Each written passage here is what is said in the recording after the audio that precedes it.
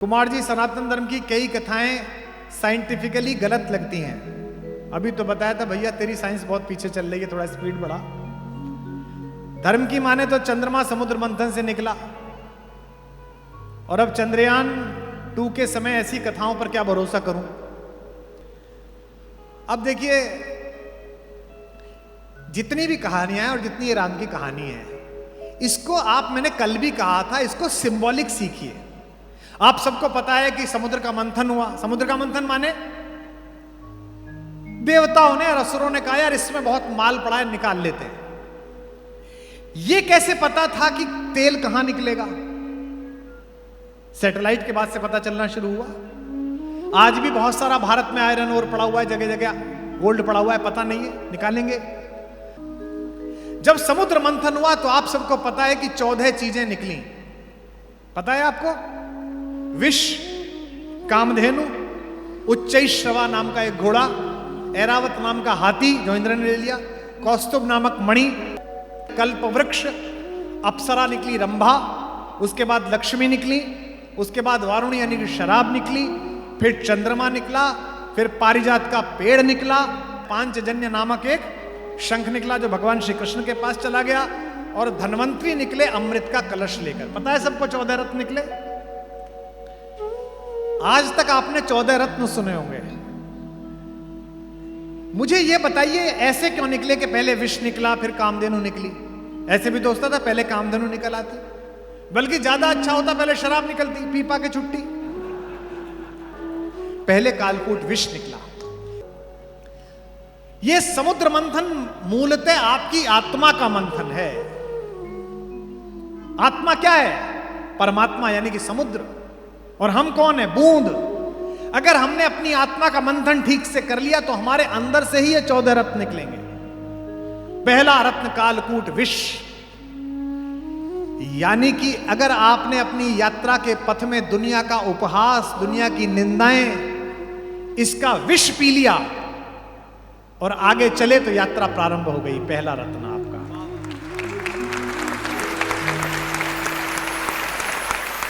अपयश बहुत परेशान करता है, निंदा बहुत दुखी करती है, और अब सोशल मीडिया के जमाने में तो निंदा और प्रशंसा दोनों बहुत तेजी से फैलती हैं। मेरे को अभ्यास है कि मैं कई बार खुद लिखता हूं, फेसबुक पे कोई लिखना होता है। बंबई जा रहा था, मैंने कुछ लिखा, मेरी आदत है, जो मुझे फॉलो करते हैं वो देखते हैं, मैं लिखने के बाद 3-4 बिंदी लगाता हूं, वाक्य समाप्त नहीं करता, यानी कि कहता हूं आगे बढ़ेगी बात। तो मैंने 5 बिंदी लगाई और उसी मैटर को कॉपी करना चाहा कि इसी मैटर को इंस्टा पे लगा दूंगा। वो गलती क्या हो गई, कॉपी की जगह कट जम गया, और कट करके मैंने वो पोस्ट कर दिया।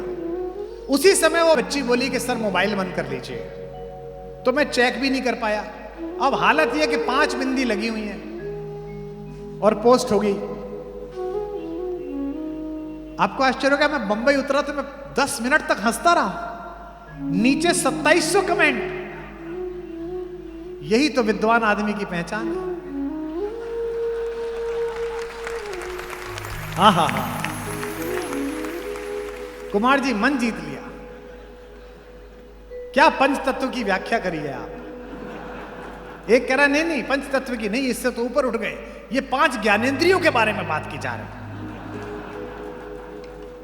ये कालकूट विष है अपमान का, यह जगत की निंदा का विष है। अगर आपने इसे जीत लिया, पहला रत्न, अगला रत्न जो आ रहा है उसे भी आप देखेंगे। अगर आपने इसे जीत लिया तो आपको क्या मिलेगा? कामधेनु, यानी कि आपको प्रतिभा की कामधेनु प्राप्त होगी। जब चाहा प्रतिभा का दूध निकाला और जगत को पिला दिया, तब आपको प्राप्त होगी। तीसरी चीज क्या हो गई? अब आपको प्रतिभा भी मिल गई। तीसरी चीज निकली समुद्र मंथन से, उच्चैश्रवा नाम का घोड़ा, यानी कि आपने जगत की निंदा से भी खुद को बचा लिया कि लोग क्या कहेंगे, और आपने प्रतिभा को भी साध लिया कामधेनु के रूप में कि 24 घंटे मेहनत आप कर सकते हैं। तो फिर आपके संकल्पों को ऐसी गति मिलेगी जैसी उच्चैश्रवा नामक पंख जड़े हुए घोड़े के माध्यम से मिलती है। और अगर आपने संकल्पों को गति ले ली तो चौथी चीज क्या निकली थी? ऐरावत हाथी, यानी कि आपकी संघर्षों के ऊपर आपको एक जगह मिल जाएगी कि अब आप ऊपर बैठ गए। हाथी की क्या गति है? हाथी गांव में आता है, आपने एक बात देखी होगी, हमारे गांव में आता था, आप पता नहीं गांवों से कितने लोग यहां हैं।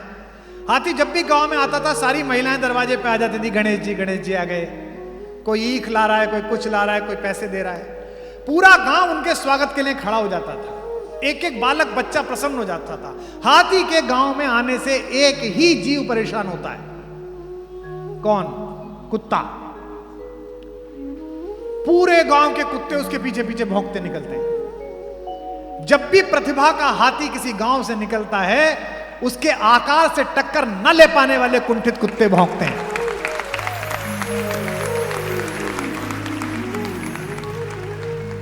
और आश्चर्यजनक बात देखो, ये कुत्ते आगे नहीं भौंकते, ये पीछे भौंकते हैं। इन्हें पता है कि आगे अगर आ गए तो यहीं से उस लोक जाओगे जहां की कामना है। ये कुत्तों का स्वभाव है कि प्रतिभा का हाथी जब भी जगत की वीथियों से निकलता है तो पूरे गांव के रास्ते भौंकते हुए जा। वो इस बात से नाराज नहीं है कि हाथी क्यों आया, वो इस बात से नाराज है कि इसको इतना सम्मान क्यों मिल रहा है।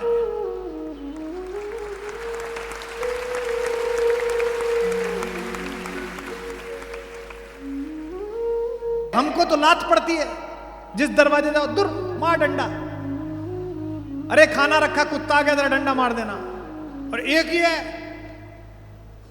दूसरे वो इस बात के लिए भी भौंकते हैं कि हम इतना भौंक रहे हैं और फिर भी इसकी चाल पर कोई प्रभाव नहीं पड़ रहा है, उसी मस्तानी चाल से जा रहा है। अगर आपके संकल्प को गति मिल गई तो यह हाथी का स्वभाव प्राप्त होगा।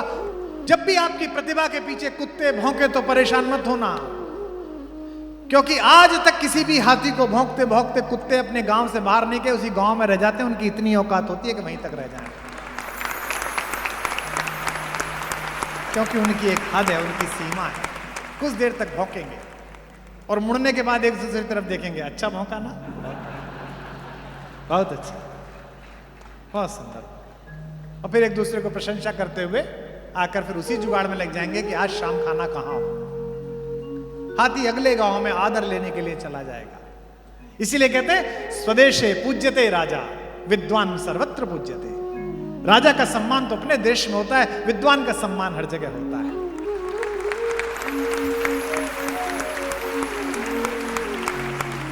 अगर आपने संकल्पों को गति ली तो ऐरावत हाथी की भांति आपकी यात्रा शुरू हो जाएगी। और कौस्तुभ मणि पांचवी चीज है जो श्रीहरि विष्णु के माथे पर लगती है।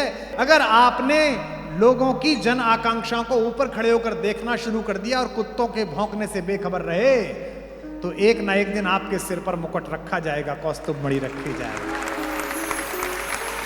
एक के बाद एक क्यों निकल रही है, आगे पीछे क्यों नहीं? इसलिए निकल रहे क्योंकि इसका प्रतीक शास्त्र है। और अगर आपको कौस्तुभ मणि मिल गई, अगर आपने जनता की इच्छाओं को स्वीकार कर लिया, जनता ने आपको सम्मान स्नेह देना शुरू कर दिया, तो फिर आपका जीवन क्या निकला इसके बाद? छठे नंबर पर कल्प वृक्ष। आपका जीवन कल्प वृक्ष जैसा हो जाएगा। आपको कुछ मांगना सोचना नहीं पड़ेगा, आप अच्छा संकल्प सोचोगे और सारे साधन सामने उपस्थित हो जाएंगे, काम अपने आप होता चला जाएगा। जिन लोगों को भी मेरे प्रति शंका ये रहती है कि कैसे बनेगा भारत कुलम, मैं कहता हूं यात्रा चल रही है, अपने आप बनेगा। मुझे नहीं पता कहां से बनेगा, बन जाएगा। लेकिन जब ये सब हो जाता है तो इसके बाद फिर परीक्षा प्रारंभ होती है। सातवीं चीज निकलती है, अप्सरा, रंभा। रंभा कौन है? रंभा वासना है। अब आपको वासना खींचना प्रारंभ करेगी। वासना यानी कि जितना मुझे चाहिए उससे ज्यादा, यानी कि सबका मेरे पास हो। रावण तत्व, सबका मैं खींच लूं, सब चीज मेरे पास हो। और अगर आप इससे बाहर निकल आए तो फिर आपको देवी लक्ष्मी अर्थात धन और सामर्थ्य की उपलब्धि होगी। लक्ष्मी के आते ही आसुरी प्रवृत्ति, अपप्रवृत्ति ज्यादा सबसे पहले आएगी, यानी कि शराब वारुणी सबसे पहले आएगी। दौलत का नशा सबसे पहले आएगा। मैंने कल सुनाया था ना, जो खानदानी रईस हैं वो मिजाज रखते हैं नर्म अपना, तुम्हारा लहजा बता रहा है तुम्हारी दौलत नई नई है। अगर लक्ष्मी ज्यादा आ गई तो फिर असुर प्रवृत्ति आएगी। और अगर इस पर कब्जा कर लिया तो वारुणी के बाद क्या निकला 10वें नंबर पर? चंद्रमा।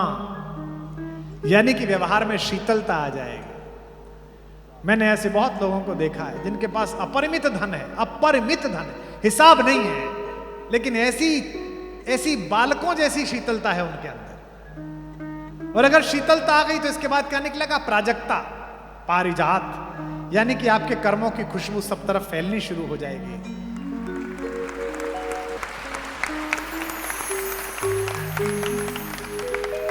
और अगर ये फैल गई तो 12वें नंबर पर क्या निकलेगा? पांचजन्य।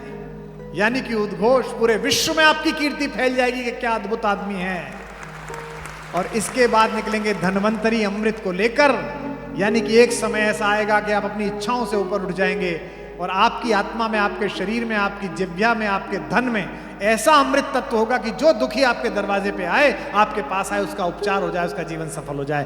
ये 14 रत्न। पर समस्या यह है कि तुम अपने धर्म ग्रंथों को पढ़ नहीं रहे हो, तुम अपने बुजुर्गों के पास बैठ नहीं रहे हो, तुम अपने व्याख्याकारों में आस्था नहीं रख रहे हो। और फिर कहते हो ये प्रश्न मुझे देकर कि मैं कैसे भरोसा करूं कि चंद्रयान ऊपर पहुंचे।